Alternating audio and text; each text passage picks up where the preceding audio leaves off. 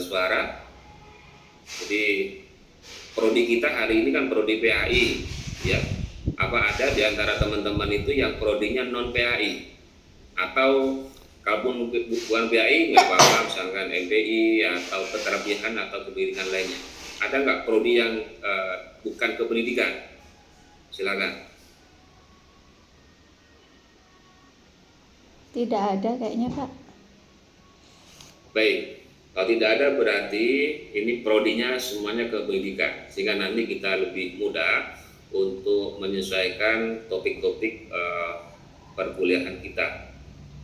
Saudara-saudara sekalian, saya nanti minta bantuan kepada koordinator kelas agar topik diskusi ini dibagi dengan teman-teman sekalian.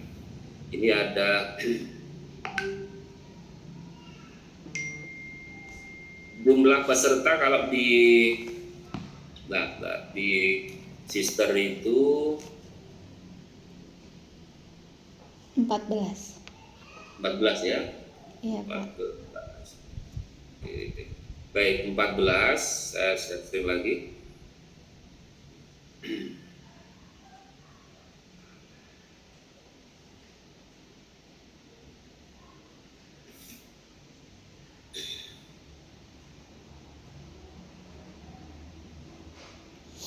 Nanti mohon koordinator kelas untuk membagi ini sehingga pada pekan depan kita sudah bisa belajar masuk kepada materi, gitu ya, masuk kepada materi terkait dengan metodologi penelitian.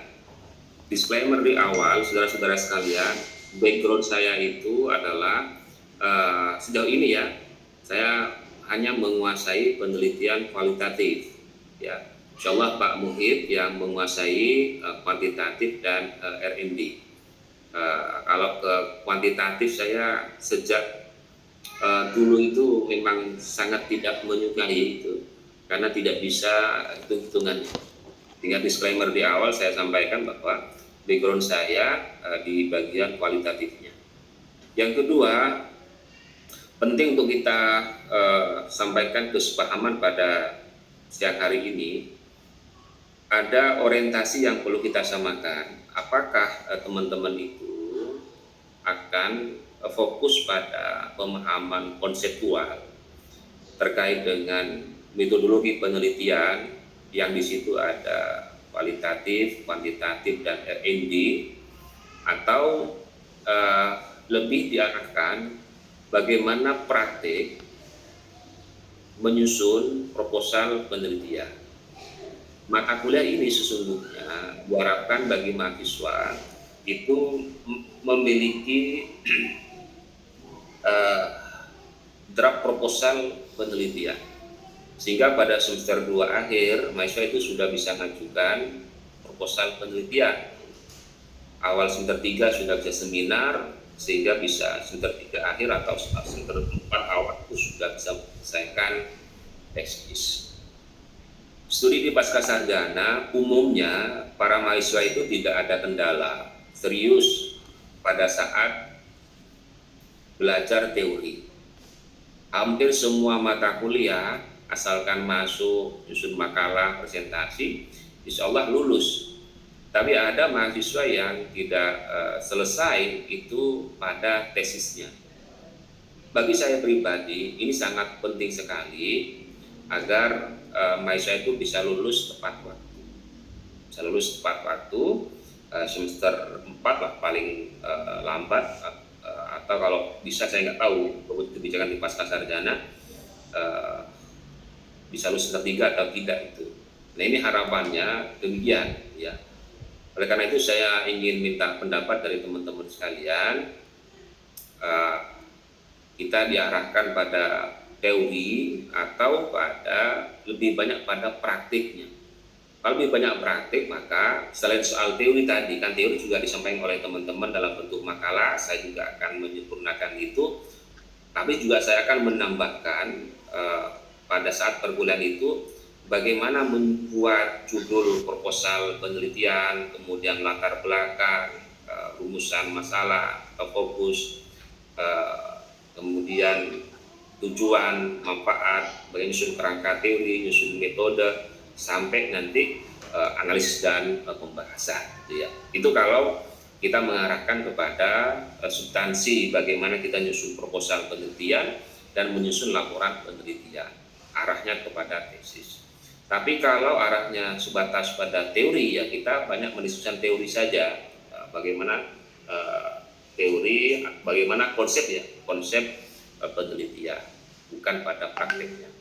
Karena itu saya minta pendapat dari teman-teman sekalian terkait dengan apa yang saya sampaikan barusan. Disilakan.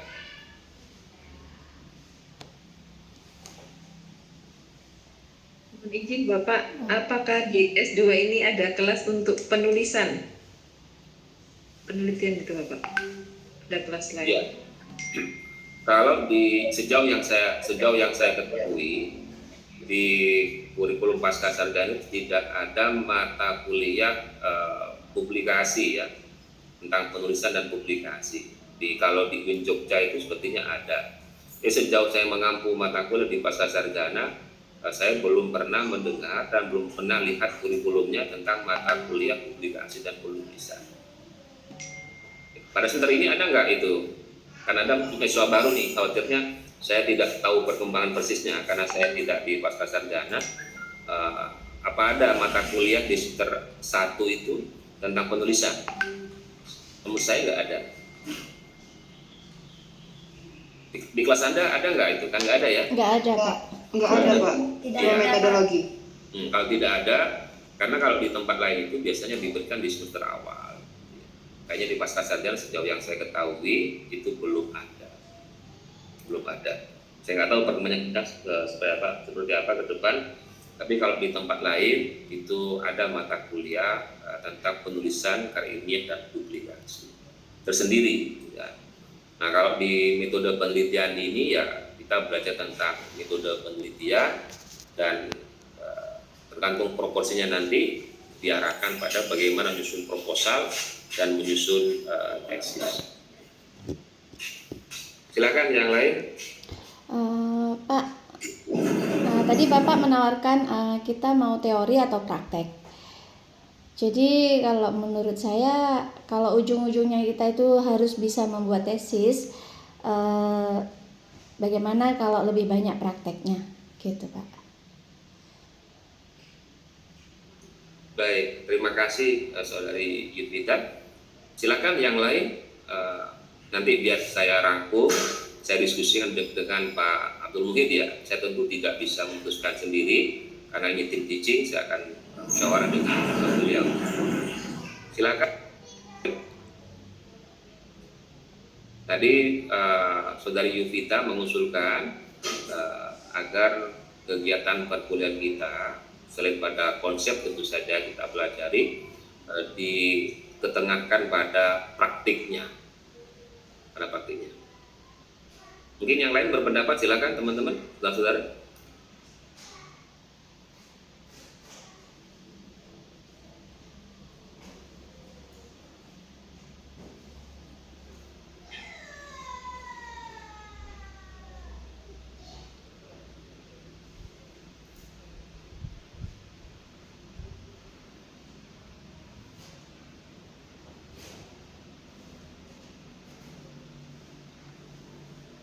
Baik Bapak, saya izin berpendapat. Kalau menurut saya ya teori sama praktek harus sejalan. Soalnya kalau teori saja mungkin banyak juga yang belum paham gitu cara bikinnya. Jadi lebih baik praktek juga Bapak.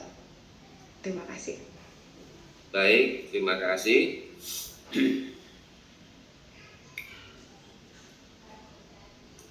Kalau di jadwal itu perkuliahan kita itu mulai pukul 12.30 ya. Iya. Selesainya pukul 14.00. Iya, Betul Pak. ya? Iya, berarti sekitar 1 jam 30 menit. 1 jam 30 menit. Maka kalau saya sih ya coba nanti kita 50-50, lebih banyak teori dan praktik ya, kita coba seimbangkan. Sehingga mulai pertemuan yang akan datang saya akan masuk selain tentang metode penelitiannya, termasuk bagaimana cara membuat judul penelitian, bagaimana menyusun latar belakang yang standar, ya, yang standar. Dengan pengalaman membimbing puluhan mahasiswa di Pascasarjana dan juga di S1, bahkan juga ketika S3, tidak mudah untuk menyusun latar belakang yang bagus, ya, tujuan yang bagus dan seterusnya. Makanya tadi saya di awal menanyakan apakah background teman-teman sekalian adalah di kependidikan. Ternyata semuanya di kependidikan, sehingga tidak akan asing dengan istilah-istilah yang lazim digunakan di pendidikan. Saya teman-teman yang backgroundnya PAI, ketika dia pindah ke MP atau sebaliknya, ada banyak istilah-istilah yang tidak lazim digunakan sehari-hari dalam perkuliahan yang prodinya berbeda. Itu sangat penting, apalagi yang backgroundnya jauh, misalkan dari syariat, lalu masuknya ke prodi PAI. Baik, itu yang kedua. Yang ketiga adalah saya ingin menyepakati terkait dengan waktu. Saya tadi mendengar dari teman-teman itu tempat tinggalnya beragam, gitu ya. Ada di Probolinggo, ada di Bali, ada di tempat lain. Kalau saya, rumah saya di depan kampus, jadi mau online bisa, mau offline juga bisa, gitu ya. Kalau naik motor paling 2 menit itu sudah sampai ke kampus. Makanya pada pertemuan perdana ini kita sepakati itu saya menyesuaikan dengan teman-teman dosen yang lain. Makanya kemarin ya, ketika ditanya besok online atau offline, saya ikut mayoritas. Maksudnya begini, jangan sampai saya minta offline, sementara Anda yang lain itu online. Dari Probolinggo ke Jember 1 kali mata kuliah saja, dari Bali ke Jember hanya 1 mata kuliah, itu kan sangat tidak efisien. Efektifnya iya untuk perkuliahan, tapi tidak efisien. Makanya disepakati saja pada pertemuan ini kita ke depan itu akan lebih memilih online atau offline atau kondisional gitu. Monggo teman-teman sekalian, kita sepakati dulu. Silakan. Izin menanggapi Bapak, kalau saya kondisional apa-apa, offline, online bisa Bapak. Terima kasih. Karena memang waktunya di akhir weekend. Ya. Silakan yang lain. Offline Pak kalau saya. Silakan yang lain biar Kalau nyaman. saya milihnya online Bapak. Tapi kalau misalnya pada hari libur, kebetulan libur, kalau kehendak teman-teman offline, insya Allah bisa diusahakan. Tapi kebanyakan saya inginnya online karena mengingat jarak tempat tinggal dari kampus sangat jauh. Ya, teman-teman ini kuliahnya hari Jumat Sabtu semua ya, tidak ada hari yang lain ini. Ini kelas weekend ya, ini kelas weekend. Soalnya begini, sejak bulan Ramadan itu pemerintah membuat kebijakan bahwa ASN dan termasuk khususnya di perguruan tinggi keagamaan Islam negeri itu perkuliahan offline itu dari Senin sampai hari Kamis. Hari Jumat dosen dan teknik itu WFA, work from anywhere. Itu kebijakan pemerintah. Jadi Jumat di kampus itu boleh dikatakan tidak ada orang. Ada sebagian dosen yang ngajar di S1 itu ada, ya. Nah, kalau saya rumahnya dekat sih juga seringan pada hari Jumat. Nah, nanti menyesuaikan saja dengan teman-teman dosen yang lain. Kalau pada hari Sabtu ada berapa mata kuliah selain yang saya sekarang ini? 1 hari full Pak. 1 hari full, mulai pukul berapa berarti? Setengah 8 Setengah 8 pagi ya? pagi, iya. Setengah 8 pagi. Baik. Jadi saya bisa dua-duanya, bisa online atau offline. nanti menyesuaikan dengan teman-teman dosen yang lain, karena saya posisinya yang di tengah-tengah ini. Kalau weekend itu memang harus saling memahami itu dengan para dosennya, ya. Kalau dosennya misalkan di luar kota, misalnya di Pasuruan atau di Batu, Malang, di Bondowoso itu, Jumat karena sudah dalam tanda petik libur itu, ke kampus juga agak enggan gitu ya. Hanya untuk mengajar satu mata kuliah 1,5 jam, ya balik lagi ke katakanlah ke Pasuruan, ke Surabaya, ke Batu, itu kan pekerjaan tersendiri. Nah, saya boleh dua-duanya, silakan nanti online atau offline, saya menyesuaikan. Jika teman di pagi itu jam 8 ada yang memang offline, berarti saya menyiapkan diri untuk offline, ya. Tapi kalau di kelas itu pada hari Sabtu semuanya online, ya saya tidak akan minta untuk offline. Makanya nanti tolong koordinator kelas untuk dikabari kepada saya bagaimana teknisnya nanti. Kalau memang online berarti saya tidak akan kemana-mana. Kalau offline saya nggak kemana-mana itu. Tapi kalau offline ya harus tinggal di rumah terus. Nah, yang terakhir saudara-saudara sekalian, karena kegiatan ini sesungguhnya juga diharapkan nanti mampu untuk menyiapkan draft artikel jurnal. Makanya pada saat saudara-saudara sekalian memilih judul atau paling tidak topik riset, mohon itu bukan sebatas untuk melaksanakan kewajiban di dalam mata kuliah metodologi penelitian. Jadi topik risetnya memang dipilih sebagai topik riset nanti untuk tesis, gitu ya, untuk tesis. Bisa saja memang tes itu menjadi pengembangan dari skripsi, boleh gitu ya, boleh. Tetapi bisa diperdalam dan seterusnya. Tapi yang saya tekankan adalah ketika nanti saya tugasi untuk nyusun judul, latar belakang dan seterusnya, mohon untuk tidak sebatas bahasa vulgarnya itu gugur kewajiban pada mata kuliah metodologi penelitian. So kalau hal itu yang dilakukan itu tidak akan berdampak signifikan terhadap kecepatan Bapak Ibu untuk menyelesaikan studi, gitu ya. Karena nanti tetap akan memilih judul lain, menyusun proposal lagi. Harapannya dengan mata kuliah ini sesungguhnya proposal riset itu sudah ready, gitu ya. Nanti tergantung hasil diskusi dan kaprodi.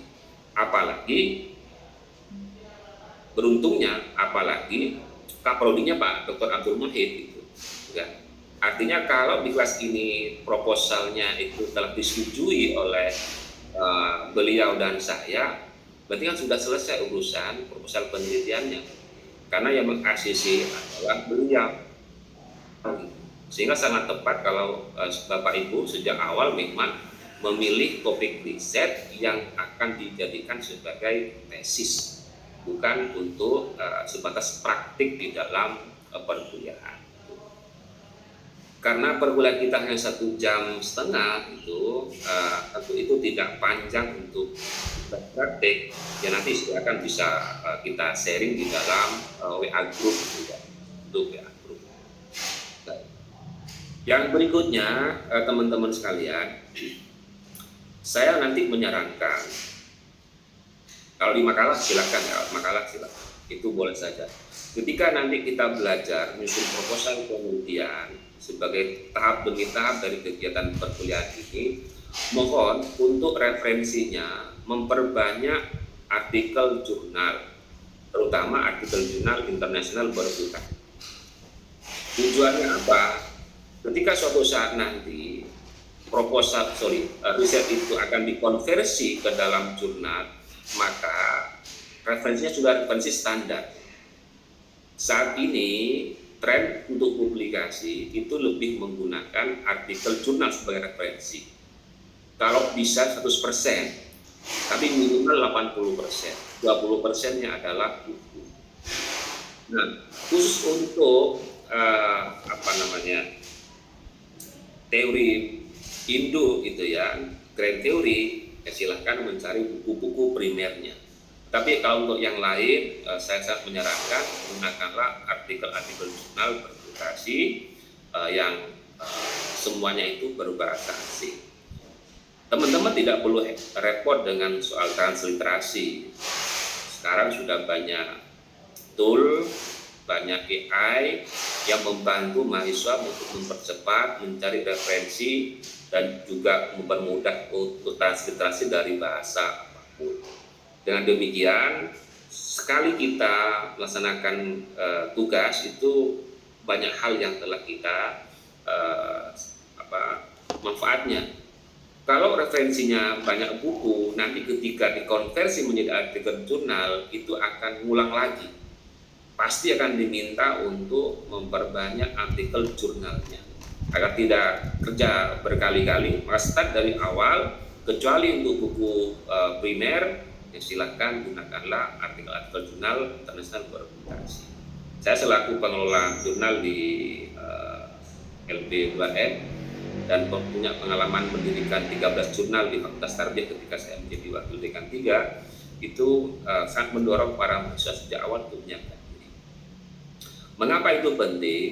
Karena saudara-saudara sekalian tidak akan bisa untuk ujian akhir gitu ya, kecuali telah menyelesaikan publikasi Sinta 3. Nah, Sinta 3 itu variatif, ada yang berbayar, ada yang gratis. Walaupun proporsinya saat ini lebih banyak yang berbayar. Bayarnya pun variatif, tergantung keterdesakan. Semakin buru-buru pasti diminta mahal, diketok itu oleh pengelola jurnal, gitu ya. Pastilah, dengan Anda minta ekspres pasti digetok tuh, gitu kan.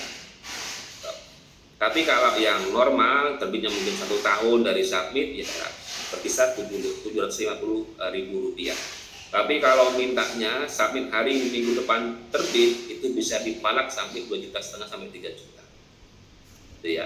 Nah, tergantung kepada mana. Kalau saya menyarankan jauh-jauh hari itu sudah disiapkan agar tidak kena palak oleh pengelola jurnal. Kalau minta cepat pasti mahal. Tapi kalau minta ya kalau standar itu bisa paling cepat itu 6 bulan itu baru terbit ya. Sampai kadang-kadang 1 tahun. Ini ada bimbingan saya itu, dia sudah selesai itu, hanya bikin 2 artikel, dikirim ke Malang itu, hingga sekarang masih tahap review. Itu sudah hampir 1 tahun. Nah, sehingga menjelang ujian kemarin dia terpaksa untuk submit yang ke artikel yang ini, yang ekspres ya, yang istilahnya fast track, itu yang lewat jalan tol, sehingga kena ketok itu sekitar 3 juta. Itu ya, itu risikonya. Makanya sangat baik disiapkan mulai jauh-jauh hari sehingga teman-teman sekalian bisa lebih hemat secara finansial, karena itu butuh waktu untuk menulis artikel jurnal. Terus artikel jurnal itu tidak sama dengan nulis laporan itu ya. Ada teknisnya, ada berapa jumlah paragrafnya, bagian apa yang harus diisi apa, itu ada tense banget sekali yang perlu untuk dipelajari juga di dalam perkuliahan kita. Saya kira itu ya pengantar dari saya pertemuan di awal ini. Mudah-mudahan kita bisa efektif dalam perkuliahan, sehingga nanti teman-teman semuanya bisa menyelesaikan S1 sesuai dengan S2, waktu. Ya. S2. Tepat waktu itu sangat bagus, kan itu menjadi kebutuhan dari prodi dan kebutuhan Bapak Ibu sekalian. Saya kira itu, terima kasih. Sampai ketemu pada pekan depan. Saya mohon bantuan dari koordinator untuk distribusi tugas. Nggak perlu tebel-tebel terkait dengan makalah. Yang penting itu menjadi bagian dari bahan diskusi.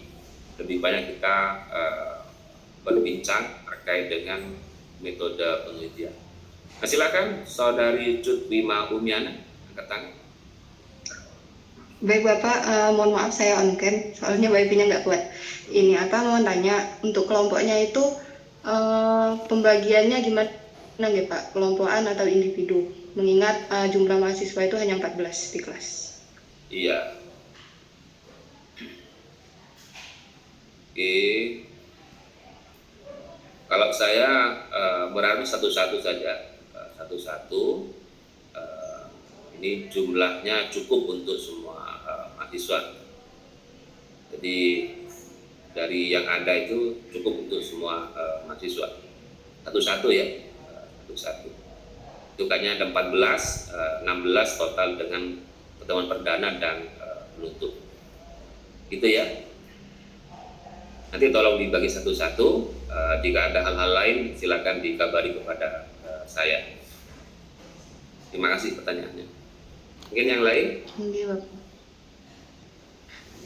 Satu lagi Pak, kalau misalkan untuk persyaratan tesis itu judulnya itu apa metodenya itu boleh bebas kalau di PAI atau harus menjuru ke metode yang lain? Soalnya kalau di bahasa Arab itu kan harus RND Bapak. Kalau di PAI itu bagaimana nggih? Nggak ada ketentuan terkait hal itu. Boleh apapun, bisa kualitatif, boleh kuantitatif, boleh RND, boleh mixed method, ya silakan. Ya, Pascaganya tidak menentukan hal itu. Mahasiswa boleh metode apapun, yang penting metode itu dipilih oleh mahasiswa sesuai dengan masalah yang hendak dipecahkan. Karena metode itu mengikuti masalah, gitu ya. Ya, Silakan. Bapak, ini nanti makalahnya itu sesuai judul permasalahan kita atau dari Bapak sendiri? Apa itu?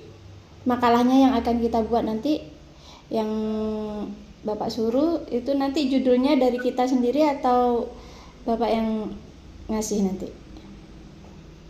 Baik, sesuai dengan yang di di RPS itu, di situ sudah ada topik-topiknya, gitu kan. Misalkan yang pertama, teman kedua yang akan datang nanti itu terkait dengan paradigma penelitian kuantitatif dan kualitatif.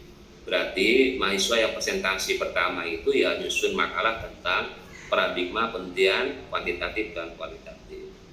Nanti pertemuan yang kedua, mahasiswa nyusun makalah terkait dengan jenis-jenis penelitian. Jadi terkait hal itu saja. Nah, setelah nanti teman-teman menyampaikan materi itu, baru nanti saya menambah sedikit, lalu saya masuk kepada bagaimana kita memilih judul dan seterusnya. Nanti terkait dengan judul kita diskusikan pada pertemuan yang akan datang.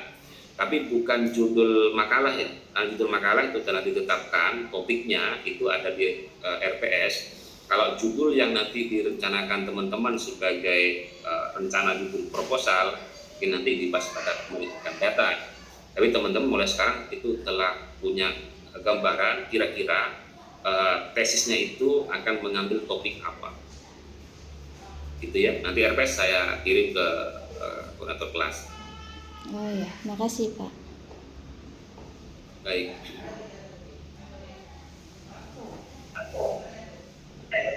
Mohon izin Bapak, untuk Ya. judulnya apa bisa diulangi ya Bapak? Oh iya, nanti saya share ya. Saya share ini dalam bentuk RPS gitu. Nanti kita share. Kalau yang pertemuan perdana itu topiknya itu terkait dengan paradigma penelitian kualitatif dan kuantitatif. Pertemuan nanti yang ketiga itu jenis-jenis penelitian. Itu tugas untuk makalah gitu ya, untuk makalah. Itu yang ini yang perlu dibuat. Maksudnya makalah itu makalah yang sangat simpel saja ya, yang simpel saja, nggak perlu tebel-tebel gitu.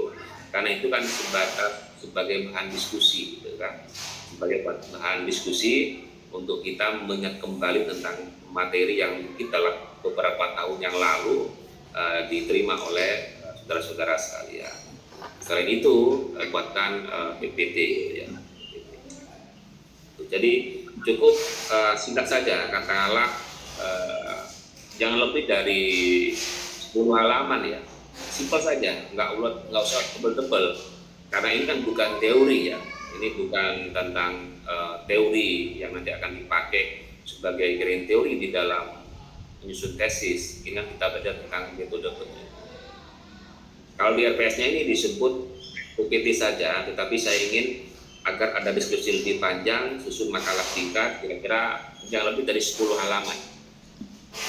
Karena kalau PPT itu kan ruang untuk menjelaskan, menulis itu kan sangat sempit, kita poin-poin gitu kan. Tapi kalau membuat makalah itu 10 halaman maksimal, itu saya kira itu sudah sangat simpel.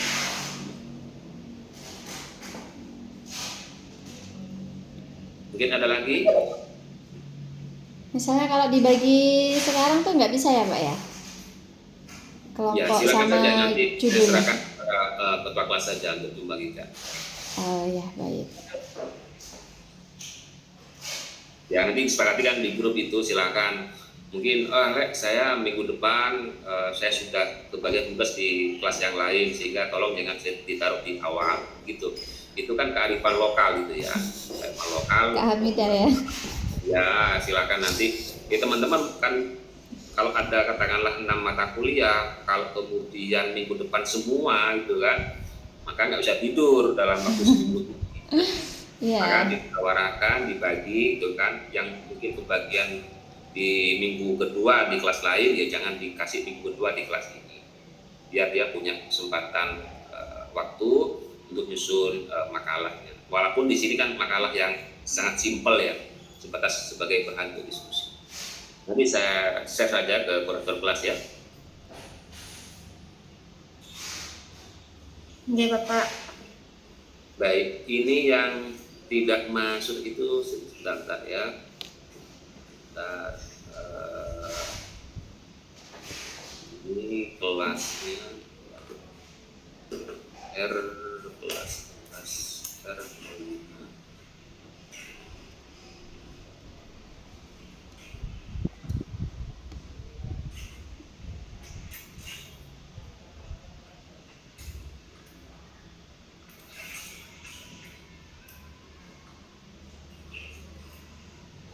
Tanggal berapa ya? Tanggal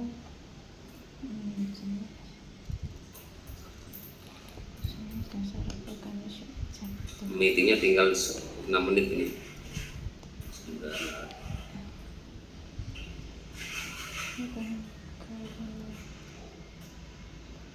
Oh, yes. Iya, Sabtu depan.